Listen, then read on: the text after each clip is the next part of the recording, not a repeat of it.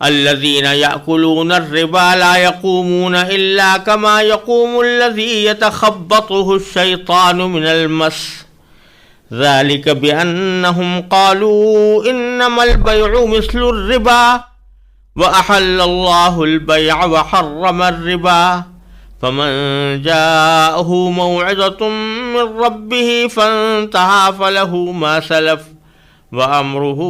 إلى الله ومن عاد فأولئك أصحاب النار هم فيها خالدون يمحق الله الربا ويربي الصدقات والله لا يحب كل كفار أثيم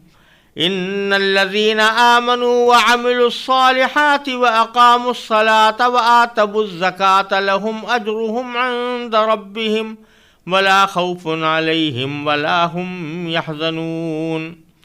يا أيها الذين آمنوا اتقوا الله وذروا ما بقي من الربا إن كنتم مؤمنين فإن لم تفعلوا فأذنوا بحرب من الله ورسوله وإن تبتم فلكم رؤوس أموالكم لا تظلمون ولا تظلمون وإن كان ذو عسرة فنظرة إلى ميسرة وإن كان ذو عسرة فنظرة إلى ميسرة وأن تصدقوا خير لكم إن كنتم تعلمون واتقوا يوما ترجعون فيه إلى الله ثم توفى كل نفس ما كسبت وهم لا يظلمون۔ جو لوگ سود کھاتے ہیں وہ قیامت میں اٹھیں گے تو اس شخص کی طرح اٹھیں گے جسے شیطان نے چھو کر پاگل بنا دیا ہو۔ یہ اس لیے ہوگا کہ انہوں نے کہا تھا کہ بیع بھی تو سود ہی کی طرح ہوتی ہے، حالانکہ اللہ نے بیع کو حلال کیا ہے اور سود کو حرام قرار دیا ہے۔ لہذا جس شخص کے پاس اس کے پروردگار کی طرف سے نصیحت آ گئی اور وہ باز آ گیا تو ماضی میں جو کچھ ہوا وہ اسی کا ہے، اور اس کی باطنی کیفیت کا معاملہ اللہ کے حوالے ہے۔ اور جس شخص نے لوٹ کر پھر وہی کام کیا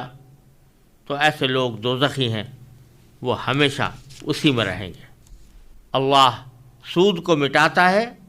اور صدقات کو بڑھاتا ہے، اور اللہ ہر اس شخص کو ناپسند کرتا ہے جو ناشکرا گنہگار ہو۔ ہاں، وہ لوگ جو ایمان لائیں، نیک عمل کریں، نماز قائم کریں اور زکوٰۃ ادا کریں، وہ اپنے رب کے پاس اپنے اجر کے مستحق ہوں گے، نہ انہیں کوئی خوف لاحق ہوگا نہ کوئی غم پہنچے گا۔ اے ایمان والو، اللہ سے ڈرو، اور اگر تم واقعی مومن ہو تو سود کا جو حصہ بھی کسی کے ذمے باقی رہ گیا ہو اسے چھوڑ دو۔ پھر بھی اگر تم ایسا نہ کرو گے تو اللہ اور اس کے رسول کی طرف سے اعلان جنگ سن لو، اور اگر تم سود سے توبہ کرو تو تمہارا اصل سرمایہ تمہارا حق ہے۔ نہ تم کسی پر ظلم کرو نہ تم پر ظلم کیا جائے،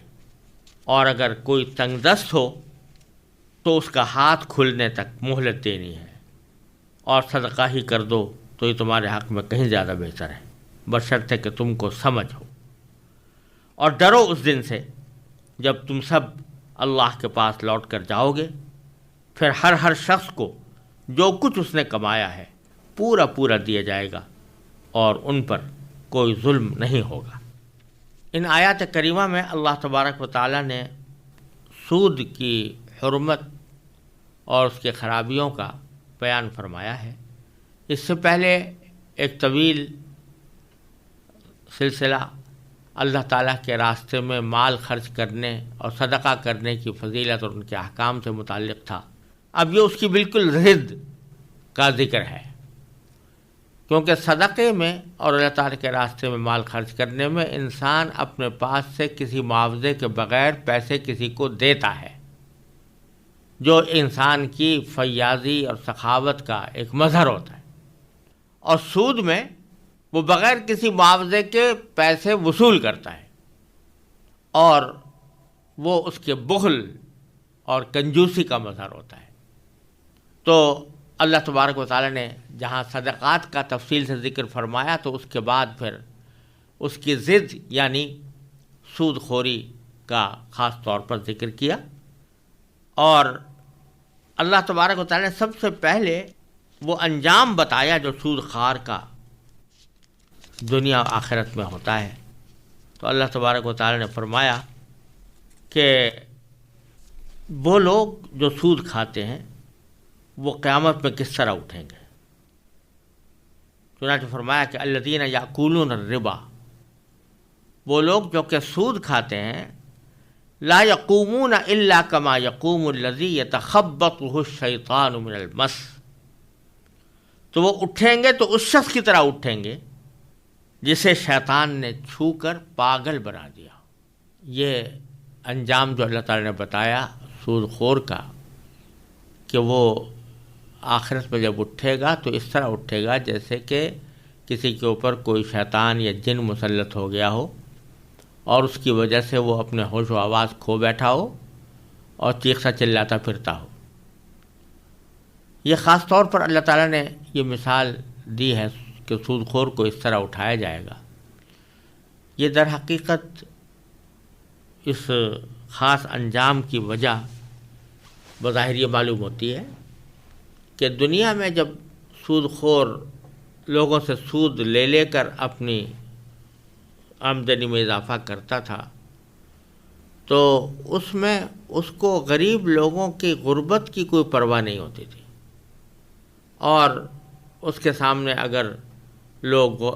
فقر و فاقے کا بھی شکار ہوں تو اس کو ان سے کوئی ہمدردی ہونے کے بجائے وہ اپنے سود کے مطالبے کے اوپر ڈٹا رہتا تھا۔ تو گویا اس نے اپنی دولت کو جمع کرنے کی ہوس میں اپنے ہوش کھوئے ہوئے تھے۔ تو جس طرح وہاں دنیا میں اس نے دولت جمع کرنے کی خاطر اپنے ہوش و حواس کھوئے ہوئے تھے، تو اللہ تبارک و تعالیٰ اس کو آخرت میں بھی اسی حالت میں اٹھائیں گے کہ وہ ہوش و حواس گم کردہ ہوگا۔ پھر ایک تو پاگل ہوتا ہے جو کسی طبی وجہ سے اس کا دماغ درست نہ رہا ہو یا کسی بیماری کی وجہ سے بے ہوش ہو گیا ہو، لیکن یہاں اللہ تعالیٰ فرما رہے ہیں کہ نہیں، اس طرح کا بیمار بنا کر اس کو نہیں اٹھایا جائے گا، بلکہ ایسے شخص کی طرح اٹھایا جائے گا جس کو شیطان نے چھو کر پاگل بنا دیا ہو۔ شیطان سے مراد سرکش جنات ہیں کہ سرکش جنات وہ جب کسی کو چھوتے ہیں بعض اوقات تکلیف پہنچانے کے لیے تو اس شخص کی کیفیت بھی پاگل جیسی ہو جاتی ہے، اور اس میں ایک اضافی تکلیف یہ ہوتی ہے کہ جو آدمی مجنون ہے، بالکل طبی طور پر پاگل ہے، اس کے دماغ کی صلاحیتیں ختم ہیں، تو وہ بیچارہ دوسروں کے لیے تکلیف کا سبب بنتا ہے اور لوگوں کو تکلیف پہنچاتا ہے اپنے جنون کی وجہ سے، لیکن خود اس کو کسی تکلیف کا احساس نہیں ہوتا۔ وہ خود اب کوئی احساس نہیں رکھتا کہ میں کوئی بیمار ہوں، نہ بیماری کی تکلیف کا اس کو احساس ہوتا ہے۔ اس کے برخلاف وہ شخص جس کے اوپر کسی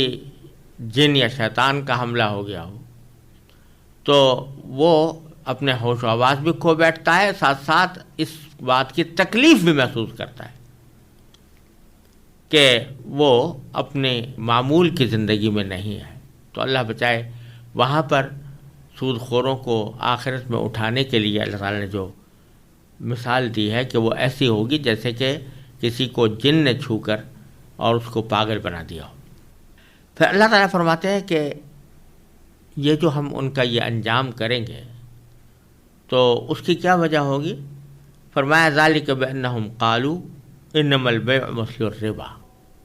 یعنی ان کا جرم صرف اتنا نہیں تھا کہ وہ سود کھاتے تھے اور سود کھانے کو اپنے لیے جائز سمجھتے تھے، بلکہ ان کے گناہ کی کیفیت تھی کہ وہ اس گناہ کو گناہ سمجھنے ہی سے انکار کرتے تھے، اور جب ان کو اللہ تعالیٰ کے اس حکم کی اطلاع دی جاتی تھی کہ اللہ تعالیٰ نے سود منع کیا ہے تو اس کے جواب میں وہ کوئی شرمندگی کا اظہار کرنے کے بجائے یا اپنے کسی گناہ کا اعتراف کرنے کے بجائے وہ سینہ زوری سے یہ کہتے تھے کہ سود تو کوئی بری بات نہیں ہے، بلکہ ساتھ میں یہ کہتے تھے کہ سود بھی تو ایک ایسی شکل ہے تجارت کی جیسے کہ بیع ہوتی ہے، لہذا اگر بیع جائز ہے تو سود بھی جائز ہونا چاہیے۔ تو یہ مطالبہ وہ کرتے تھے کہ سود کو حلال کرنا چاہیے، بلکہ بات تو اصل میں کہنا یہ تھی کہ سود بھی تو بیع کی طرح ہے کہ سود جو ہے وہ اس میں ہم پیسے دے کر نفع حاصل کرتے ہیں اور بیع کے اندر کوئی سامان دے کر نفع حاصل کیا جاتا ہے۔ تو کہنا تو یوں تھا کہ سود بھی تو بیع کی طرح ہے، تو لہذا اگر بیع جائز ہے تو سود بھی جائز ہونا چاہیے، لیکن وہ ایک استہزاء کا انداز اختیار کرتے تھے، اور استہزاء کا انداز اختیار کر کے یہ کہتے تھے کہ بیع بھی تو سود ہی کی طرح ہے، لہذا اگر سود کو حرام کرنا ہے تو پھر بیع کو بھی حرام کرو، کیونکہ دونوں ایک جیسی چیزیں ہیں۔ تو اللہ تبارک و تعالی نے فرمایا کہ ان کا جو آخرت میں یہ برا انجام ہو رہا ہے یہ صرف اس وجہ سے نہیں کہ یہ سود کھاتے تھے، بلکہ اس وجہ سے کہ سود کے جواز کے اوپر دلائل پیش کرنے کے تیار تھے، اور وہ دلائل پیش کرنے کا انداز بھی تمسخر آمیز انداز تھا۔ اس لیے اللہ تعالیٰ نے ان کا یہ انجام کیا کہ وہ ان کو اس طرح کر کے اٹھایا۔ یہاں یہ سمجھ لیجئے کہ سود یا ربا جس کو عربی زبان میں کہا گیا ہے، اس کو اللہ تعالیٰ نے ہر جگہ جہاں پر بھی ذکر فرمایا تو اس کا مفہوم اہل عرب کے سامنے بالکل واضح تھا، اس میں کوئی پوشیدگی، کوئی ابہام اجمال نہیں تھا، اور اس کی کسی تعریف، باقاعدہ قانونی تعریف کرنے کی بھی ضرورت نہیں تھی، کیونکہ ہر شخص جانتا ہے کہ سود کیا چیز ہوتی ہے، اس واسطے کوئی تعریف کرنے کی ضرورت نہیں تھی۔ اللہ تعالیٰ نے شراب کی بھی تعریف نہیں کی، زنا کی بھی تعریف نہیں کی، جھوٹ کی بھی تعریف نہیں کی، غیبت کی بھی تعریف نہیں کی، وہ اس لیے نہیں کی کہ سب لوگ اس کے معنی سے واقف ہیں۔ اسی طرح ربا کی بھی تعریف نہیں کی، لیکن اس کا معنی سب جانتے تھے، اور یہ کہ ہر شخص کو معلوم تھا سود یا ربا ہر اس زیادہ رقم کو کہا جاتا ہے جو کسی قرض پر طے کر کے وصول کی جائے۔ ایک قرضہ کسی کو دیا گیا ہے تو اس میں اگر طے کر کے یہ بات وصول کی جائے کہ بھئی ہم تمہیں 100 روپے قرض دے رہے ہیں اور جب لیں گے تو 105 کر کے لیں گے، تو یہ 5 روپے جو ہیں یہ سود ہو گئے، اور اسی کو ربا کہا گیا ہے۔ یہ بات بالکل واضح طریقے پر قرآن کریم سے بھی معلوم ہوتی ہے، اور رسول اللہ صلی اللہ علیہ وسلم کی احادیث سے معلوم ہوتی ہے کہ سود ہر اس رقم کو کہتے ہیں جو قرض کے اوپر طے کر کے، باقاعدہ طے کر کے وصول کی جائے۔ اگر فرض کیجئے قرض کرتے وقت تو قرض دیتے یا لیتے وقت میں تو کوئی شرط طے نہیں کی تھی، بلکہ طے یہی ہوا تھا کہ جتنی رقم دی جا رہی ہے اتنی ہی واپس بھی کی جائے گی، لیکن جب ادائیگی کا وقت آیا تو جو مقروض شخص تھا اس نے قرضے کی اصل رقم سے کچھ زیادہ دے دیا اپنی خوشی سے، کوئی مطالبہ قرض خواہ کی طرف سے بھی نہیں تھا اور نہ کوئی باقاعدہ شرط طے ہوئی تھی، لیکن اس نے اپنی طرف سے خوشی سے کچھ زیادہ دے دیا۔ تو نہ صرف یہ کہ یہ سود نہیں ہے اور حرام نہیں ہے، لینے والے کے لیے لینا بھی جائز ہے اس کا، بلکہ مقروض کے لیے اس کو فضیلت کا سبب قرار دیا گیا ہے، اور اس کو حسن قضا کہتے ہیں، یعنی اچھی طریقے سے قرضی کی ادائیگی۔ اور یہ رسول اللہ صلی اللہ علیہ وسلم کا اپنا معمول بھی تھا کہ جب آپ کے ذمے کسی کا قرض ہوتا تو جب ادائیگی کا وقت آتا تو آپ اس کو کچھ بڑھا کر دیتے تھے، لیکن یہ بڑھا کر دینا نہ تو قرض کے معاہدے میں طے ہوتا تھا، نہ مقروض کی طرف سے کوئی مطالبہ ہوتا تھا، نہ کوئی ایسا رواج تھا کہ جس کو یہ سمجھا جائے کہ یہ بھی گویا مشروط کے حکم میں ہے۔ تو اس وجہ سے رسول اللہ صلی اللہ علیہ وسلم نے اس کا اہتمام فرمایا۔ لیکن آج بھی اگر کوئی شخص یہ کرنا چاہے تو بہت اچھی بات ہے، لیکن قرض میں طے کر کے یا کوئی ایسی صورت بنا کر کہ جس سے وہ مشروط جیسا ہو جائے تو اس طرح جو دیا جائے گا وہ سود ہی ہوگا۔ تو انہوں نے جو قیاس کیا تھا بیع کے اوپر ربا کو، اور کہا تھا کہ جیسے بیع ہے ویسی ربا بھی ہے، دونوں کے درمیان کوئی فرق نہیں ہے، تو وہ اس لیے کہہ رہے تھے کہ بیع کے اندر کیا ہوتا ہے کہ کوئی آدمی اپنا کوئی سامان بیچتا ہے،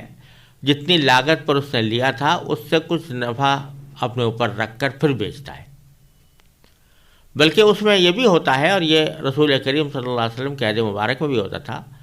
کہ کسی شخص نے کوئی سامان خریدا، سامان بیچا، لیکن اگر خریدار نے اس کے رقم کی ادائیگی کے لیے کچھ مدت عقد قرض عقد بیع کے اندر ہی طے کر لیا ہے کہ مثلا میں اپنے اس کے پیسے 6 مہینے کے بعد ادا کروں گا، تو اس صورت میں بھی بیع کے اندر کوئی قیمت مقرر کر لی جاتی تھی، اور بعض اوقات وہ نقد قیمت سے کچھ زیادہ بھی ہوتی تھی۔ لیکن جب ایک مرتبہ وہ نقد قیمت متعین ہو گئی، ادھار قیمت متعین ہو گئی، تو اب اگر فرض کرو کہ بعد میں جس شخص نے وہ چیز خریدی تھی وہ وقت پر ادائیگی نہ بھی کرے، تب بھی قیمت میں کوئی اضافہ نہیں ہوتا تھا۔ تو ادھر جاہلیت کے لوگ یہ کرتے تھے، عرب کی جاہلیت کے لوگ یہ کرتے تھے کہ اگر فرض کرو کہ وہ اپنے وقت کے اوپر پیسے ادا نہ کر سکا تو اس سے کہتے تھے اما ان تقضی و اما ان تربی، کہ یا تو ہمارے ادا کر دو، جو ہمارے ذمہ قیمت ہے وہ ادا کر دو، اور وہ اما ان تربی، یا پھر تم اس کے اندر اضافہ کر دو، قیمت میں اضافہ کر دو۔ یعنی پیچھے پیسے اگر 100 روپے تھے تو اب چونکہ تم نے وقت پر ادا نہیں کیا، آئندہ ادا کرو گے تو اب اس میں کچھ مزید اضافہ کر دو۔ اب ہوتا ہی تھا کہ یہ پہلے جو اضافہ کیا گیا تھا جس وقت بیع ہو رہی تھی، اس وقت جو اضافہ کیا گیا تھا وہ تو حلال تھا، لیکن جب وقت گزر گیا، وقت پر ادائیگی نہ ہوئی، اور اس موقع پر اگر وہ اضافہ کرنا چاہے تو اس کو ربا اور سود کہا جاتا تھا۔ تو اس پر ان کو اعتراض تھا کہ یہ کیا بات ہوئی کہ پہلی مرتبہ جب اضافہ کیا گیا تھا وہ تو آپ نے اس کو تو کوئی ناجائز قرار نہیں دیا،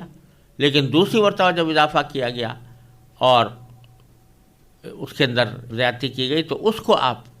حرام قرار دے رہے ہیں۔ تو اللہ تبارک و تعالی سے ان کو یہ گویا شکوہ تھا کہ آپ نے بیع کو تو حلال کر دیا ہے اور ربا کو حرام کر دیا۔ حالانکہ یہ اعتراض بڑا احمقانہ تھا، اس لیے احمقانہ تھا کہ عقلی طور پر بھی جو ایک چیز جو سامان تجارت ہوتی ہے اس کے حالات مختلف ہیں، اس کے احکام مختلف ہیں، اور نقدی کے احکام مختلف ہیں۔ سامان تجارت جو ہوتا ہے،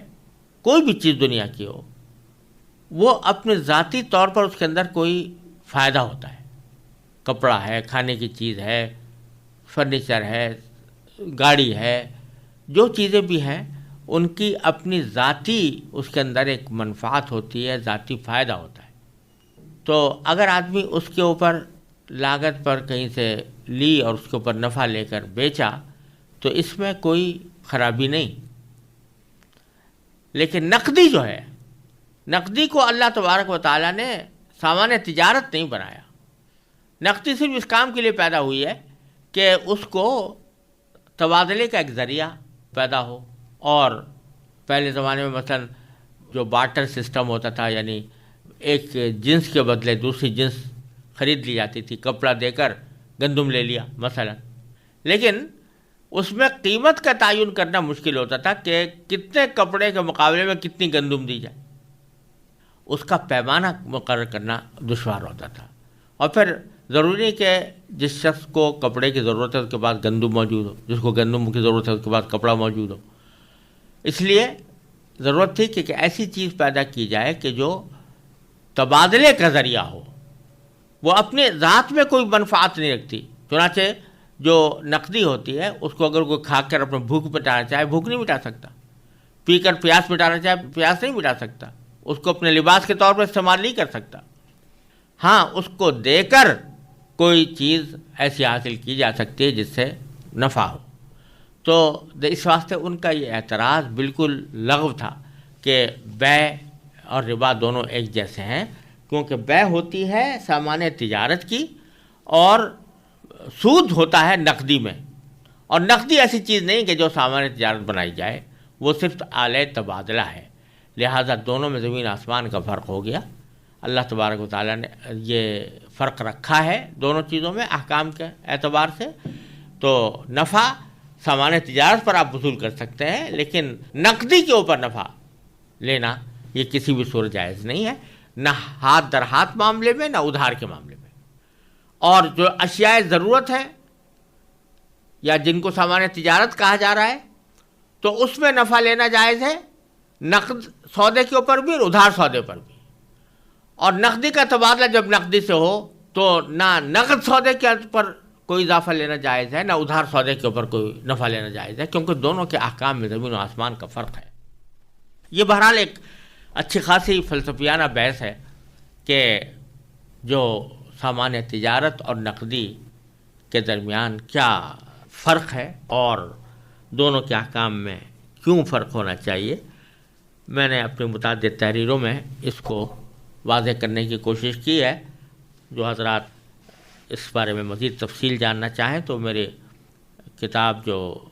سود پر تاریخی فیصلہ کے نام سے اردو میں شائع ہوئی ہے، اور انگریزی میں وہ اصل میں سپریم کورٹ آف پاکستان میں جو فیصلہ میں نے سود کے بارے میں لکھا تھا، اس کے اندر بھی اس پہلو کے اوپر بہت تفصیل کے ساتھ بحث ہے۔ اور موجودہ معاشی بحران کے دوران ایک مقالہ میں نے لکھا تھا جو اس معاشی بحران کے اسباب اور علاج سے متعلق تھا، اس میں بھی اس پہلو کو نہایت تفصیل کے ساتھ واضح کیا ہے۔ جو حضرات دلچسپی رکھتے ہوں تو اس سے رجوع کر سکتے ہیں۔ بہرحال ان کا یہ اعتراض کہ بیع ربا کی طرح ہے، یہ ایک غلط اعتراض تھا، اور اس کا عقلی بنیادوں پر بہت مستحکم جواب دیا جا سکتا تھا اور دیا گیا ہے۔ لیکن یہ بات دیکھنے کی ہے کہ اللہ تبارک و تعالی نے یہ جواب دینے کے بجائے، یعنی بیع اور سود کے درمیان فرق بیان کرنے کے بجائے، اللہ تعالیٰ نے ایک حاکمانہ جواب دیا۔ یعنی اللہ تعالیٰ چاہتے تو کہہ دیتے کہ بھائی تم بہت غلط فہمی میں پڑ گئے ہو، بیع اور چیز ہوتی ہے، سود اور چیز ہوتی ہے، دونوں کے درمیان زمین آسمان کا فرق ہے، اور فلاں فلاں فرق ہے، تفصیل سے اللہ تعالیٰ بتا سکتے تھے۔ لیکن اللہ تعالیٰ نے یہ کچھ نہیں بتایا، بلکہ انما وَأَحَلَّ اللَّهُ الْبَيْعَ وَحَرَّمَ الرِّبَا، بس یہ فرمایا کہ اللہ نے بیع کو حلال کیا ہے، ربا کو حرام کیا ہے، لہذا دونوں میں کوئی مناسبت نہیں ہے۔ یہ حاکمانہ جواب ہے، اور اس لیے دیا کہ در حقیقت یہ جتلانا مقصود ہے کہ جب اللہ تعالیٰ نے بیع کو حلال اور سود کو حرام قرار دے دیا ہے، تو ایک بندے کا کام یہ نہیں ہے کہ وہ اللہ تعالیٰ سے اس حکم کی حکمت اور اس کا فلسفہ پوچھتا پھرے، اور عملاً یہ کہے کہ جب تک مجھے اس کا فلسفہ سمجھ میں نہیں آ جائے گا میں اس حکم پر عمل نہیں کروں گا۔ واقعہ یہ ہے کہ اللہ تعالیٰ کے ہر حکم میں یقیناً کوئی نہ کوئی حکمت ضرور ہوتی ہے، لیکن یہ ضروری نہیں ہے کہ وہ ہر شخص کی سمجھ میں آ بھی جائے۔ لہذا اگر اللہ تعالیٰ پر ایمان ہے تو پہلے اس کے ہر حکم پر سر تسلیم خم کرنا ہوگا، اس کے بعد اگر کوئی شخص اپنے مزید اطمینان کے لیے اس حکم کی حکمت اور اس کا فلسفہ سمجھنے کی کوشش کرے تو کوئی حرج نہیں، لیکن اس پر اللہ تعالیٰ کے حکم کی تعمیل کو موقوف رکھنا ایک مومن کا کام نہیں ہے۔ یہ در حقیقت اللہ تعالیٰ واضح کرنا چاہتے ہیں کہ تمہیں در حقیقت پوچھنے کا حق نہیں ہے۔ یہ کچھ ایسی بات ہے جیسے کہ آپ یوں سمجھیں کہ اگر آپ نے کوئی ایک گھر کی خدمت کے لیے نوکر رکھا ہو اور آپ اس نوکر کو حکم دیں کہ تم میرے لیے 10 کلو گوشت لے کے آ جاؤ، وہ نوکر پہلے یہ پوچھے کہ پہلے مجھے یہ بتائیے کہ آپ 10 کلو گوشت کیوں منگا رہے ہیں، جبکہ آپ کے یہاں گھر میں اتنے آدمی نہیں ہیں کہ 10 کلو گوشت ان کے لیے ضروری ہو۔ تو جو نوکر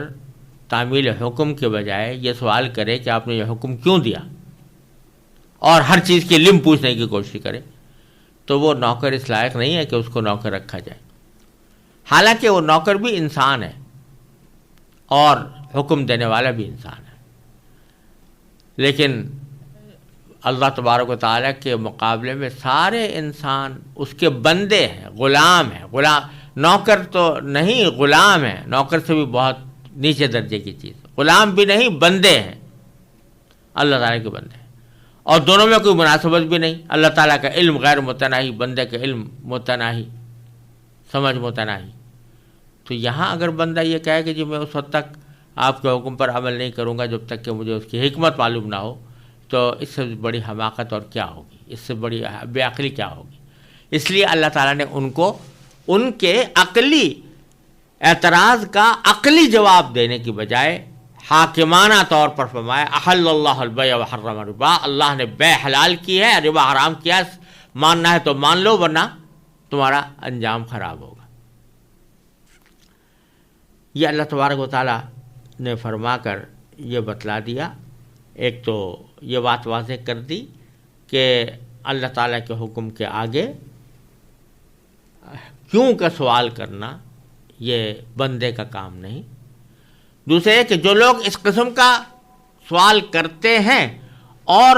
اللہ تعالیٰ کے حکم کو ماننے کے بجائے اس کے اوپر معترض ہوتے ہیں، اعتراض کرتے ہیں،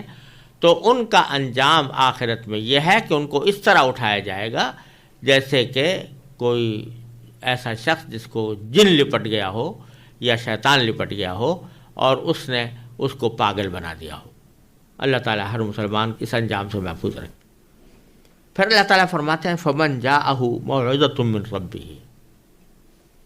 کہ اب جس شخص کے پاس اس کے پروردگار کی طرف سے نصیحت آ گئی، یعنی پروردگار نے کہا کہ سود